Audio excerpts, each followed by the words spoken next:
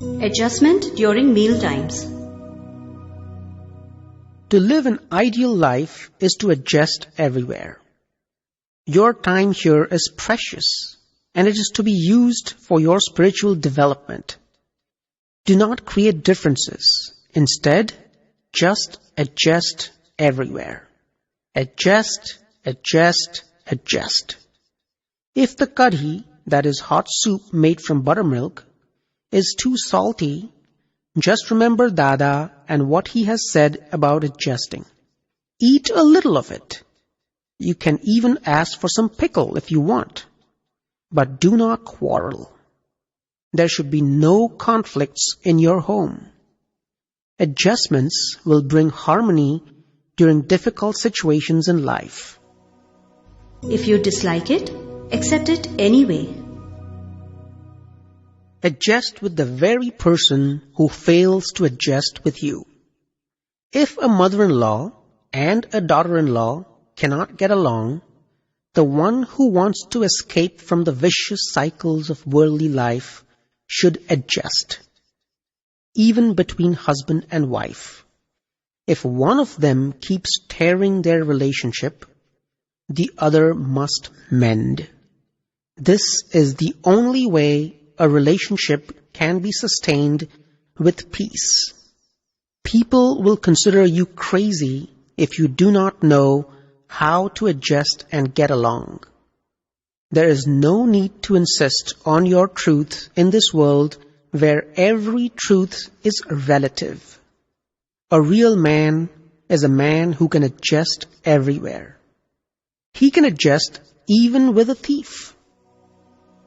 To improve her or to adjust to her? If you adjust to the other person in every situation, life will be beautiful. After all, what do we take with us when we die? Someone may tell you to straighten out your wife, but if you try to do so, you will become crooked yourself. Do not try to improve your wife. Just accept her as she is.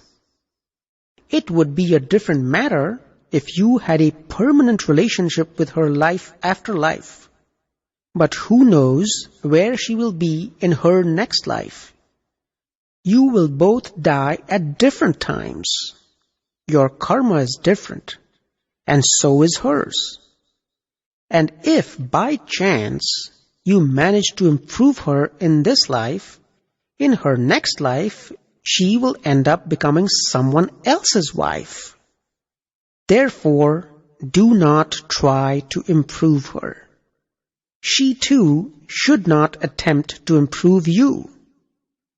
Whatever she is like, tell yourself, she is as good as gold. You cannot improve anyone's prakriti, that is, inherent characteristics and traits, no matter how hard you try. A dog's tail remains crooked no matter how hard you try to straighten it. So be careful and let her be whatever she is. Adjust everywhere. Wife is a counterweight. Dada, I really try to adjust with my wife, but I am not able to do so. Everything is according to previous karmic accounts. The nut is crooked and so is the bolt. So, if you try to screw the nut in straight, it will not work. You may think to yourself, why are women like this? But really, women are your counterweight. They are helpful to you. Her obstinacy is in proportion to your own fault, and that is why I have said that everything is vyavasthit. That is the natural law that runs this world. It seems as if everyone has come to straighten me out. You must be straightened out. Otherwise, how will your world function? You will not be a good father if you do not improve. Women are such that they will not change. So us men will have to change. Women's inherent nature prevents them from adjusting. They are not likely to change. What is a wife? You tell us, Dada. A wife is the counterweight of her husband. If that counterweight were not there, then the husband would fall. Dada, I do not understand. Please explain. Counterweights are installed in engines. The engine will break down without these counterweights. In the same way, women are the counterweight of men. Without a wife to stabilize him, the husband will fall. He will run around everywhere without any purpose. He comes home because of the woman. If not, would he come home? No, he would not. She is his counterweight. Dada Bhagwan na asim jai jaikar ho. Dada Bhagwan na asim jai jaikar ho. Dada Bhagwan na asim jai jaikar ho. Dada Bhagwan na asim jai jaikar ho. All conflicts ultimately come to an end. We forget the morning's conflict by the afternoon, but in the evening, something new ignites. I know the force that drives these conflicts. I know what force is working when she's being argumentative. People get into conflicts and then they adjust. All this you can understand through Gnan. But the reason you must adjust is because every event in this world is terminal. It will eventually come to an end. But if it lasts a long time and you do not adjust to it, then you will be hurting yourself and her both. Adjustment through prayer.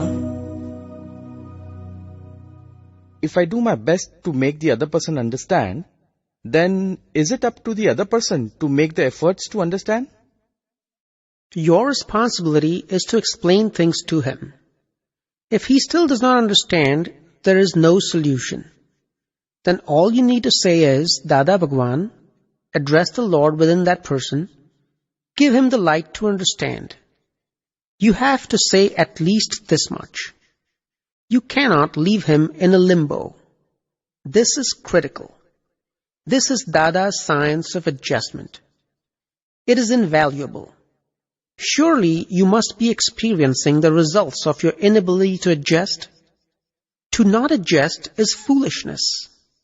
Whenever one feels that he cannot relinquish his authority as a husband, he sets himself up for his own downfall.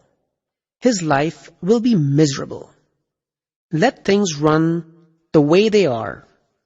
When the wife says, "You are stupid," you should reply, "You are right." Adjust with difficult people. One-sided adjustments are not possible in this world. Is that right?